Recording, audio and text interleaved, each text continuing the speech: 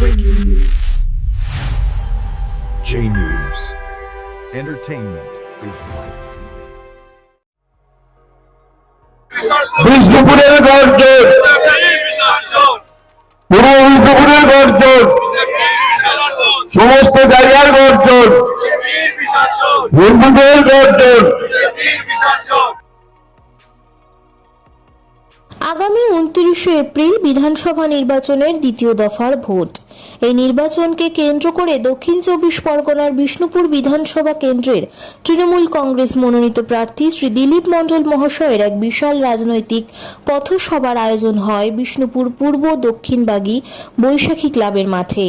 এই পথসভায় উপস্থিত ছিলেন পূর্ব বিষ্ণুপুর 1 নম্বর পঞ্চায়েতের সভাপতি মলি মণ্ডল গোমস, পঞ্চায়েত সদস্যা টুম্পা পণ্ডিত, নমিতা রায়, ধরিত্রী শ্রী, পঞ্চায়েতের উপপ্রধান লতিকা মণ্ডল, পঞ্চায়েতের সদস্য রঘুনাথ মণ্ডল, আবু কালাম জমাদার, লক্ষ্মীকান্ত মণ্ডল, বুথ সভাপতি মতিলাল বর, পূর্ব বিষ্ণুপুর পঞ্চায়েতের কনভেনার বাপন প্রামাণিক, সমর মণ্ডল সহ আরও অনেক বিশিষ্ট ব্যক্তিবর্গরা।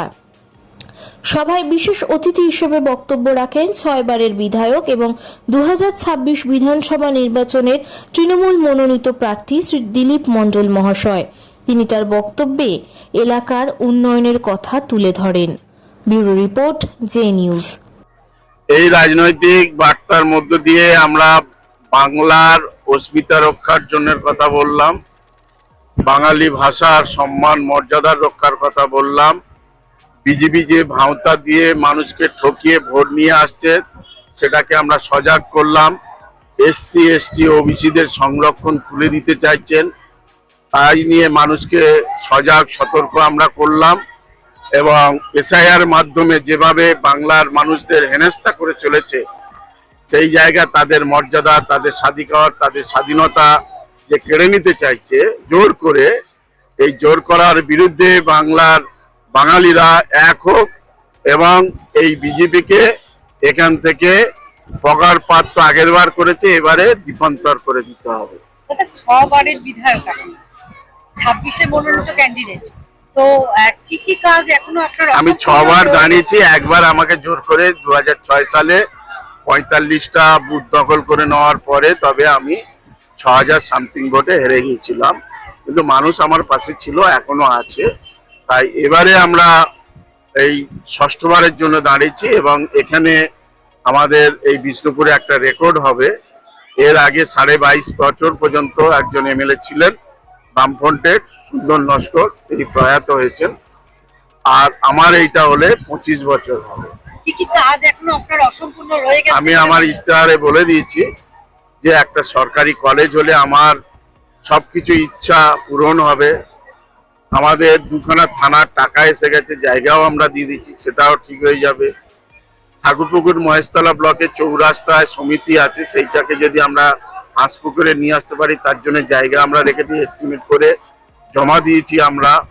আমরা যেটা ব্লক স্বাস্থ্য কেন্দ্র শস্যুনায় আছে, আমাদের অনেকে যেতে অসুবিধা হয়, সেই সুযোগটা কলকাতার লোকরাই নিয়ে নিচ্ছে। আমরা যদিও আমাদের সামালিটা রসপুঞ্জর লোক আমাদের সুযোগ নেয়, বিষ্ণুপুর 2 নম্বর সমিতির যে ব্লক স্বাস্থ্য কেন্দ্র, আবার আর একটা অন্তত প্রাথমিক স্বাস্থ্য কেন্দ্র যাতে আমরা করতে পারি তার একটা ব্যবস্থা করা, আর একটা ইলেকট্রিক চুল্লি, একটা স্টেডিয়াম যেখানে জিম থেকে আরম্ভ করে অ্যাথলিটদের জন্য সবকিছু ট্রেনিং হবে। যুব সমাজ যাতে এই মোবাইল থেকে যে আসক্ত সেই জায়গা থেকে শরীর চর্চা, মনোনিবেশ এবং মন ভালো যাতে থাকে তাদের সেই ব্যবস্থা করা। আর একটা জোকার থেকে যে ফোরলেন সেইটা আমাদের বাগিরহাট থেকে সিদ্ধান্ত হয়ে আছে সিরাপল পর্যন্ত এটা ফোরলেন। তার আগে আমরা থানার পাশ থেকে বারুইপুর রোড পর্যন্ত ঠেকিয়ে আমরা দিয়েছি। এরপরে কিষান মান্ডি থেকে আমাদের বারুইপুর রোডের ওখান থেকে একদম ইভিজা পর্যন্ত মাটি ফেলা হয়ে গেছে। পরবর্তী সময়ে আমরা চিন্তা ভাবনা করে ওটাও আমরা বাইপাস রোড আমরা যদি করতে পারি, এতগুলো যদি করা যায়, এবং আমরা একদিকে ফায়ার ব্রিগেড আমরা তৈরি করছি, বাস টার্মিনাস করে দিচ্ছি, কমিউনিটি হল বানিয়ে দেওয়া হয়েছে, সমস্ত কিছু আমাদের হয়ে যাবে।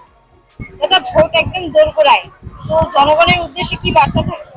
জনগণের ওইটুকুই বার্তা, এক হয়ে হিন্দু, মুসলমান, খ্রিস্টান, শিখ, ইসাই সম্প্রীতির জায়গা তৈরি করে বিজেপিকে বিদায় দিতে হবে, তবেই আমরা বাংলার শান্তি সম্প্রীতি ঐক্য একতা রাখতে পারবো এবং সারা ভারতবর্ষের মানুষ আস্তে আস্তে করে এই শিক্ষাটাই নেবে, মমতা বন্দ্যোপাধ্যায়ের পথ অনুসরণ করবে। অনেক জায়গায় এসআইআর ঠিকভাবে তারা করেনি, মমতা বন্দ্যোপাধ্যায়ের মতন ঠিকভাবে লড়াই করেনি, সুপ্রিম কোর্টে নিজে সওয়াল করেছেন, অন্যরা করেনি।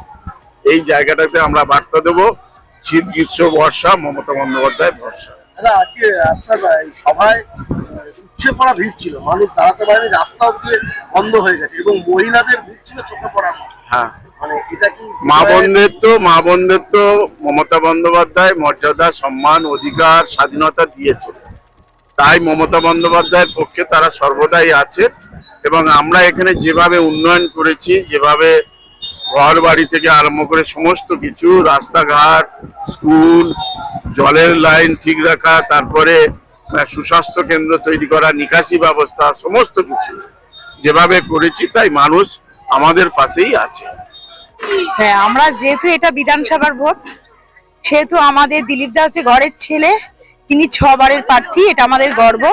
আর তার চেয়ে বেশি গর্ব হচ্ছে আমাদের মাননীয় মুখ্যমন্ত্রী মমতা বন্দ্যোপাধ্যায়, তিনি যেভাবে আমাদের পাশে আছেন। আজকে আমি পঞ্চায়েত সমিতির সভাপতি, আপনাদের সামনে এই বাইট দিচ্ছি। হ্যাঁ, এলাকার মানুষরা আমাদের কাছেই থাকে, কারণ তারা জানেন যে এই তৃণমূল কংগ্রেস কখনো মিথ্যে কথা বলে না, যা বলে তা করে দেখায়। মমতাময়ী মাকে আমাদের বিষ্ণুপুর 1 সকলেই তাকে ভালোভাবে নিচ্ছেন এবং আগামী দিনে আমরা যেভাবে দিলীপ দাকে ভোট দিয়েছি, তার চেয়ে বেশি ভোটে আমরা জয়যুক্ত করতে পারবো। এসআইআর এর ফলে কি তৃণমূলের জেতার সংখ্যা জায়গাটা কমলো না বাড়লো?